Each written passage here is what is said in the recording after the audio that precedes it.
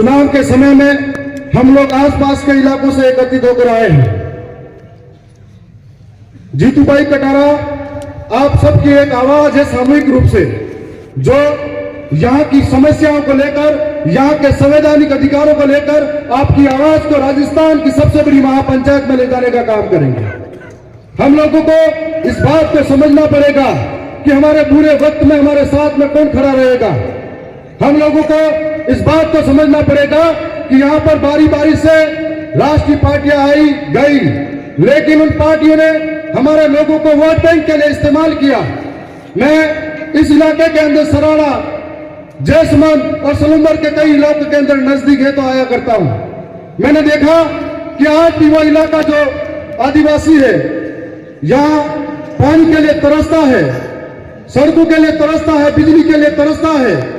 यहाँ के नौजवान जब पढ़े लिखे बीए बीएड करने के बावजूद भी उनको कोई रोजगार नहीं मिलता है तो उसकी तलाश में वो बाहर पलायन कर जाते हैं।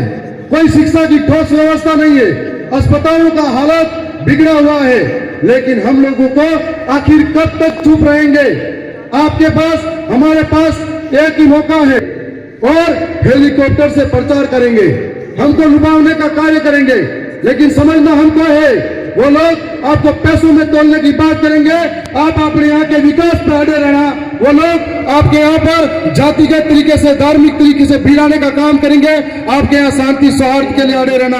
वो लोग आपके हक की बात नहीं करके धर्म पे लड़ाएंगे, आप लोग जल जंगल जमीन पे अड़े रहना। ये आपसे कहना चाह रहे हैं। आज लोकतंत्र के इस महापर्व के अंदर हम सबको समझना पड़ेगा कि लोग हमारे वोटों से जीत कर जाते हैं और हमें मारने की बात करते हैं, हमें घरों से बेदखल करने की बात करते हैं, तो उनकी मानसिकता को समझना पड़ेगा। आने वाला जो 4 साल है, ये सलूमर का भविष्य आपके हाथ में है। ये चुनाव जीतू भाई नहीं लड़ रहा है, ये चुनाव हर एक नौजवान लड़ रहा है। ये चुनाव 2013 और 17 की आरक्षण की विसंगति के लिए लड़ रहे हैं। यह चुनाव हर एक किसान लड़ रहा है, यह चुनाव हर एक माता बहनें अपने सम्मान के लिए लड़ रही है। यह चुनाव इस इलाके की एक एक जनता लड़ रही है, देवतुल्य जनता। और वहां के कार्यकर्ताओं ने रात दिन सारे मोहों को छोड़कर गांव गांव गली गली डानी डानी में रहकर प्रचार किया था। तब उनकी वजह से मैं राजस्थान की विधानसभा में मेरे हौसलों के साथ बोलता हूं।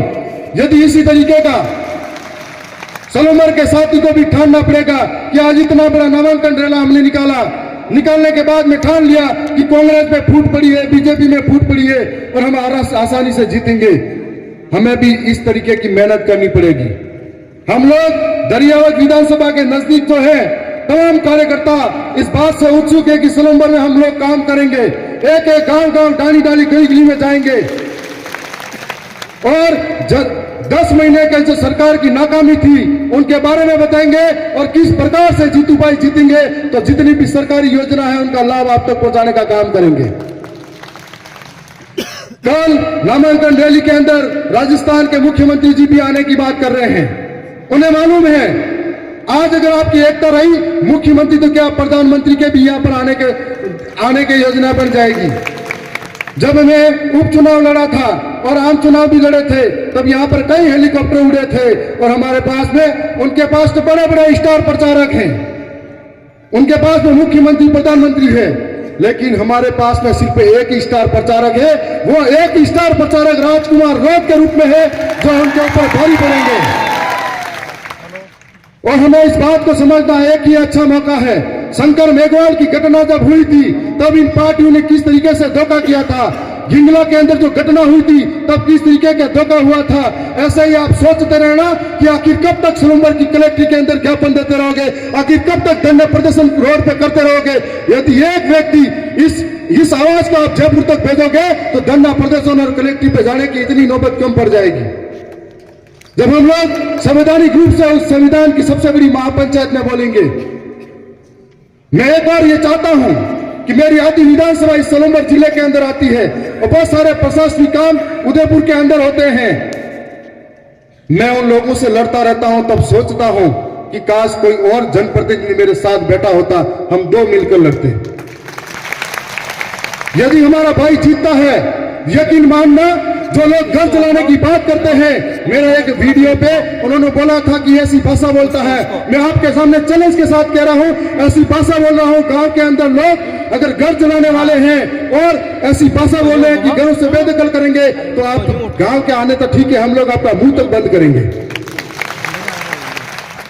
आने वाले समय में आप लोगों को जो 13 तारीख का दिन है, उस ऐतिहासिक दिन को याद करना है।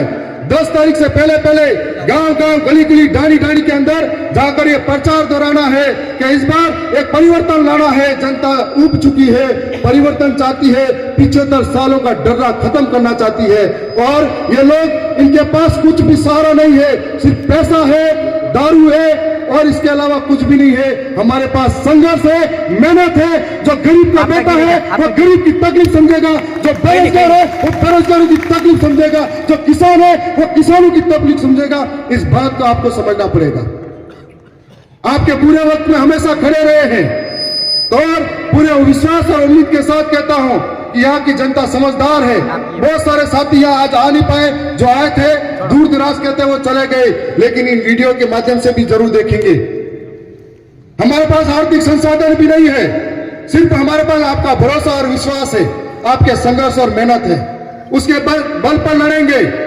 और मुझे पूरे यकीन के साथ कहूंगा कि राजस्थान की विधानसभा के अंदर हम 3 साथी हैं, यदि 5 मिलेंगे तो पूरी ताकत से लड़ेंगे, कमल कांग्रेस की सरकारों का मुंह वहां पर भी बंद करेंगे। मैं इतना ही कहूंगा। अंतिम वक्ता के रूप में सांसद महोदय भी यहाँ पर हैं और यहाँ से भी उनके और कार्यक्रम है कि वक्त बहुत कम है, वक्त बहुत कम है, जितना दम है लगा देना। कुछ लोगों को आप जगा देना, कुछ लोगों को हम जगा देंगे। बहुत बहुत धन्यवाद, आभार।